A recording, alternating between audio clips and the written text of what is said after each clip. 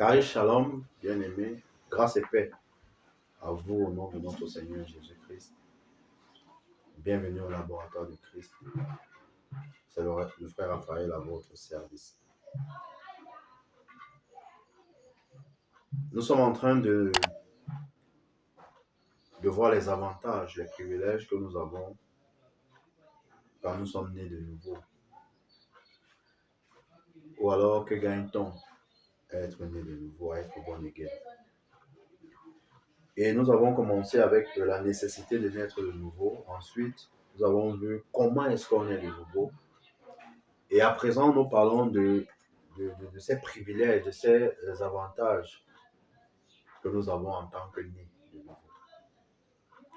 Nous allons continuer avec, dans le livre d'Éphésiens, au chapitre 1.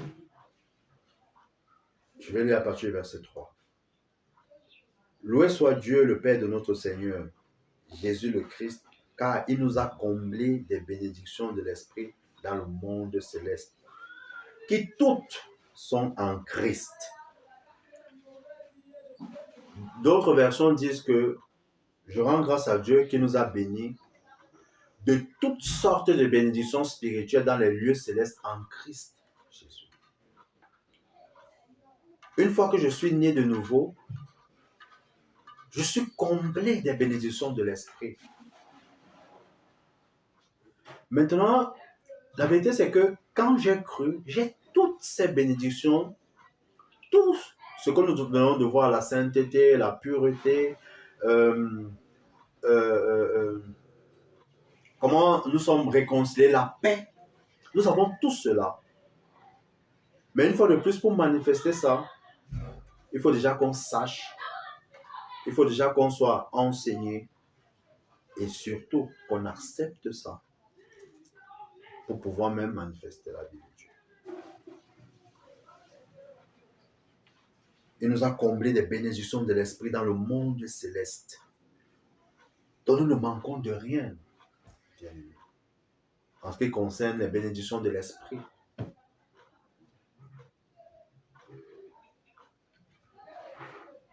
Le verset, nous allons prendre le verset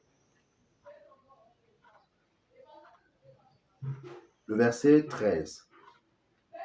On va lire de 13 à 14. Vous pourrez continuer de lire chez vous,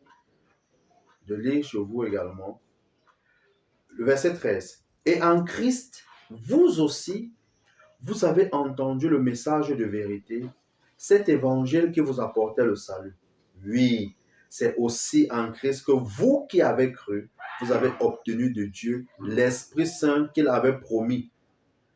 Vous voyez, vous qui avez cru, après avoir entendu l'évangile qui vous a apporté le salut, vous avez obtenu de Dieu l'Esprit Saint qu'il avait promis et par lequel il vous a marqué de son sceau pour lui appartenir. Bien-aimé. Il vous a marqué de son sceau pour lui appartenir par le Saint-Esprit.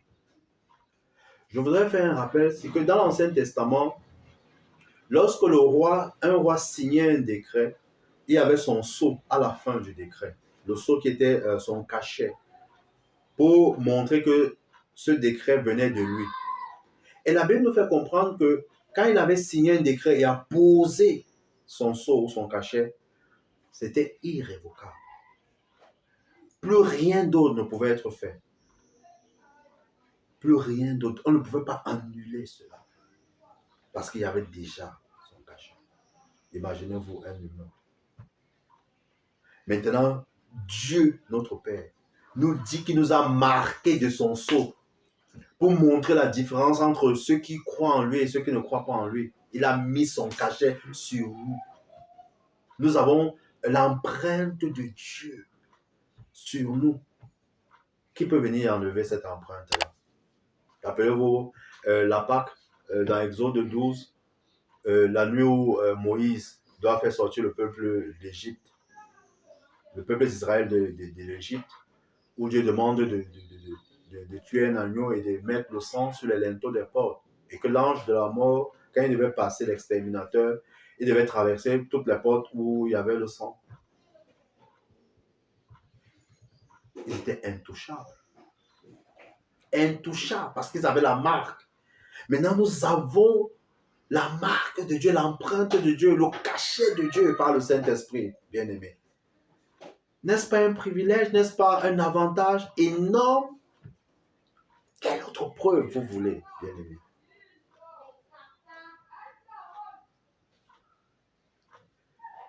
Verset 14. C'est cet esprit qui constitue la compte de notre héritage en attendant la délivrance du peuple que Dieu s'est acquis. Ainsi tout aboutit à célébrer sa gloire.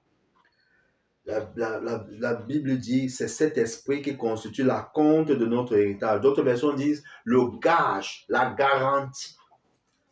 En attendant la délivrance du peuple ici, c'est justement, comme je l'ai toujours dit, la glorification, ça veut dire le corps. Ce corps, c'est qui sera changé en corps glorieux. Le corps qui n'aura plus de douleur, où on ne va plus sentir la faim. Il dit, en attendant la glorification, là, le Saint-Esprit est la garantie que nous sommes déjà au paradis, que nous serons avec lui éternellement. Le Saint-Esprit est la garantie, il est le gage. Quand quelqu'un vous donne un gage, c'est la garantie. Arrête d'abord ça, je te donne cette garantie que je vais venir acheter ton produit, ta marchandise, pour te montrer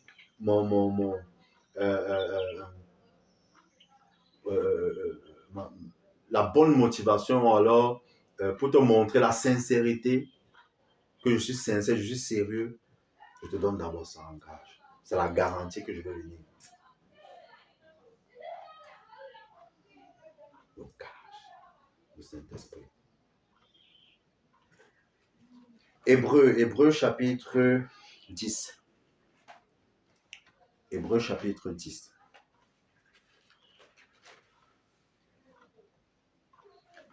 Hébreux chapitre 10.